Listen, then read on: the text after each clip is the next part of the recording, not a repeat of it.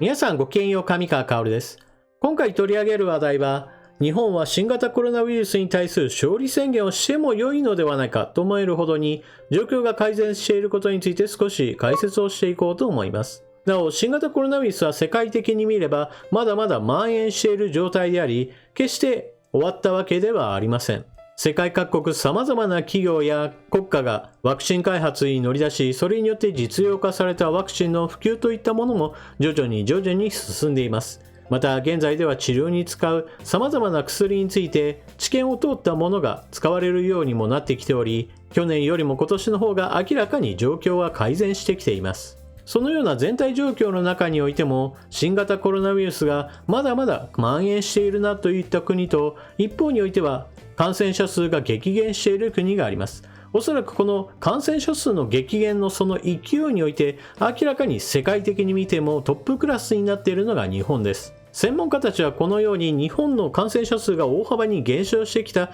理由といったものを特定できているわけではありません。しかし私は逆に言えば、そのように原因を特定できていないことこそ日本の一つの強みだと思っています。なぜそのように思うかは動画の後半にて解説を行っていきます。それではまず現状どのようになっているのかニュースを見ていきましょう。東京都新型コロナ6人死亡、29人感染確認、今年最小。東京都内では18日、1日の発表としては今年最も少ない29人が新型コロナウイルスに感染していることが確認されました。100人を下回るのは10日連続で減少が続いています。東京都は18日、都内で新たに10歳未満から70代までと90代の男女合わせて29人が新型コロナウイルスに感染していることを確認したと発表しました。30人を下回るのは去年6月22日以来およそ1年4ヶ月ぶりで、今年最も少なくなりました。100人を下回るのは10日連続です。また、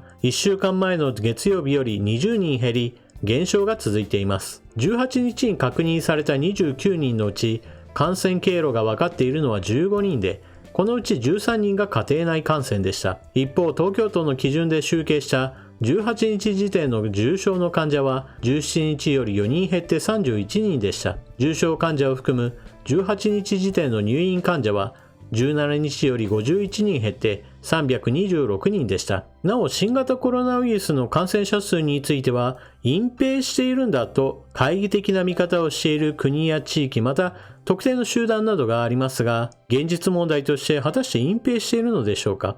これは東京都の発熱相談センターなどの受付件数なのですが、それを見ても明らかに減少傾向を示しており、またいくら感染者数のその数を隠蔽したとしても、実際に感染している人が多いのであれば当然のように重症患者数というものはどんどんと伸びているはずですから、やはりこれも隠蔽などとは全く関係なく、現実問題として発熱に至るような自覚症状のある新型コロナウイルスの感染者数というのは減少しているというのが現実だと思われます。一方、日本の状況だけを見て新型コロナウイルスが世界的にはもう収まったかなと思うのは大間違いです。ヨーロッパ最悪のロシア、感染者800万人、ワクチン会議、政府は責任転嫁。ロイター通信によると、ロシアで18日、新型コロナウイルスの累計感染者数が800万人を超えた。過去24時間に感染された新規感染者は過去最多を更新し、34,325人だった。死者は998人。これまでの死者は22万人を超え、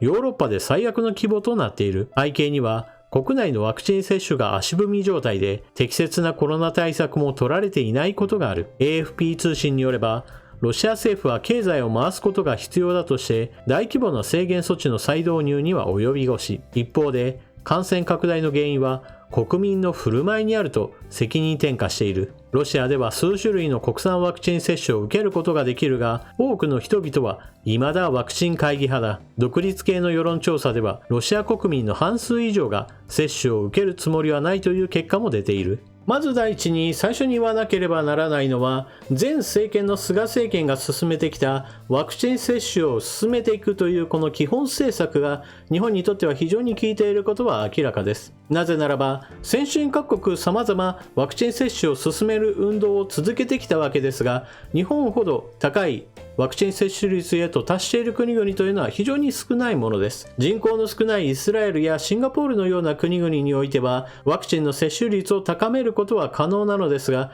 日本ほどの人口規模において、これだけの接種率を誇る国は他にはありません。そして、この急激なワクチン接種率の上昇といったものが、今回の感染者数の激減へとつながっています。なぜならば、ワクチン接種を行ってから新型コロナウイルスに対する中和抗体が高まっていく、そして減少していくという過程においては、どうしても時間差が存在します。緩やかな接種率の上昇カーブを描いていた場合においては、最初の方にワクチン接種を受けた人たちというのが半年やもしくはそれ以上経過した時においてどうしても中和抗体の値が下がってきて、その時にはブレイクスルー感染を起こしやすいということが知られています。ですからだらだらと長い間ワクチン接種率が上がってくる国よりも極端に上昇している国の方が明らかにワクチンの効果というものが発揮されるのです。ですから日本の場合はまず感染しやすい行動やもしくは環境に置かれていた人たちが一気に感染すると同時に、それと同時並行の形でワクチン接種が進むことによって感染しにくいもしくは発症しにくい人たちというものが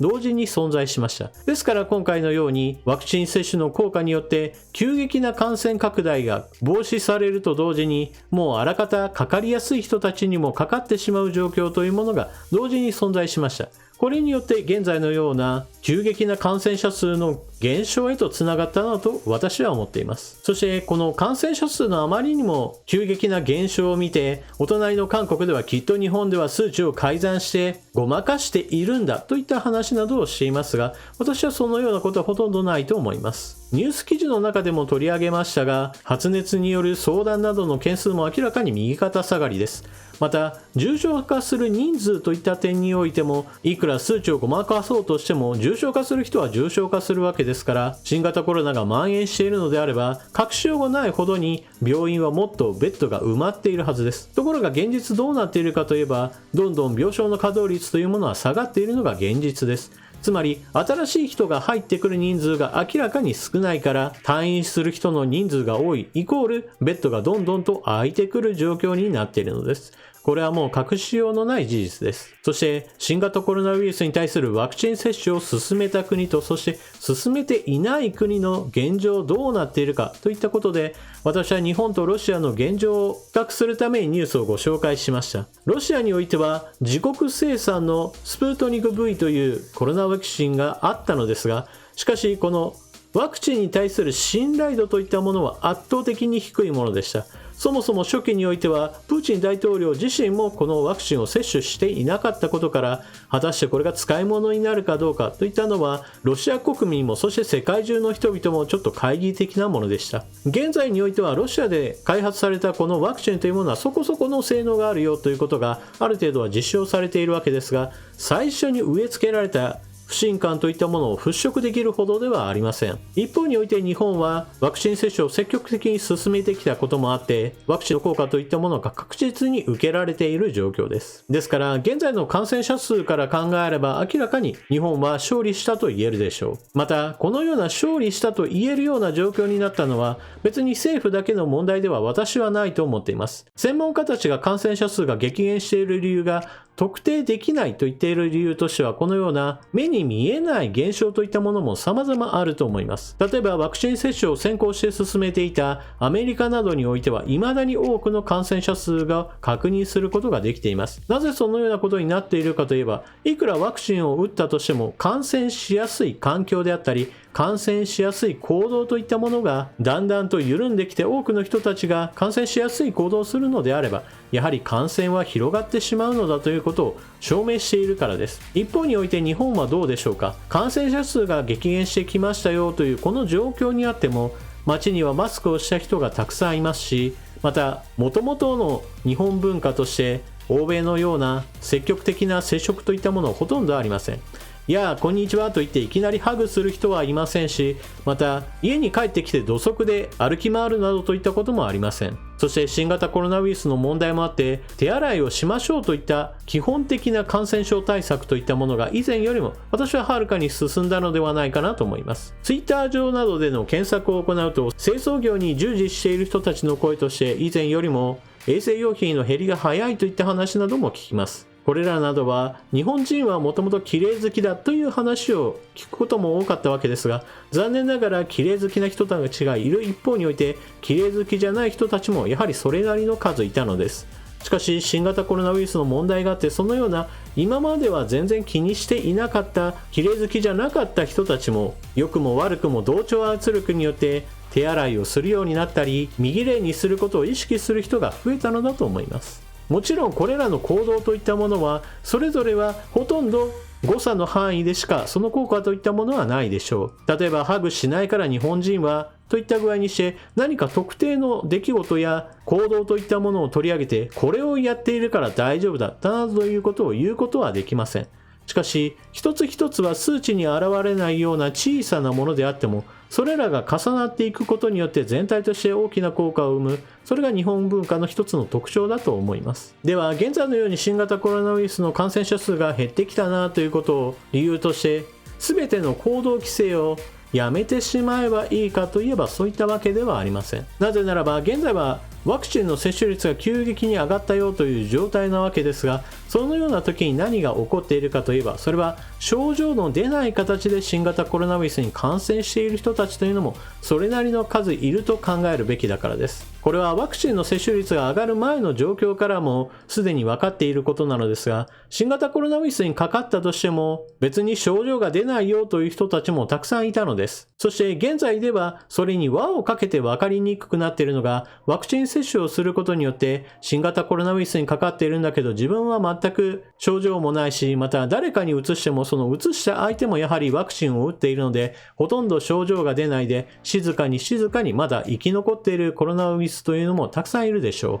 う。ですから極端な行動規制などについては順次解除していくにしても、ありとあらゆる病気の感染症対策になるような、例えば手洗いはしましょうねといった行動などについては私はやめるべきではないと思います。また今回感染者数が大幅に激減しているといったことがあったとしても、結局のところ世界中では新型コロナウイルスがまだまだ広がっている状態ですから、今後新たな変異株が出てきてその変異株が猛威を振るう可能性というものは十分考えられます。ですからある程度公の経営している病院などにおいては新型コロナウイルス対策用の病床といったものを準備した状態で様子を見るといったことはこれからも必要でしょう。そしてそのような形で時間を稼いでいる間に新型コロナウイルスに対する非常に使いやすいような治療薬などの開発が進んでいけば、日本は新型コロナウイルスとの共生を果たした国として十分に経済活動を再開していけると思います。そしてその後に大事なのは、今回の新型コロナウイルスで明らかになった問題点について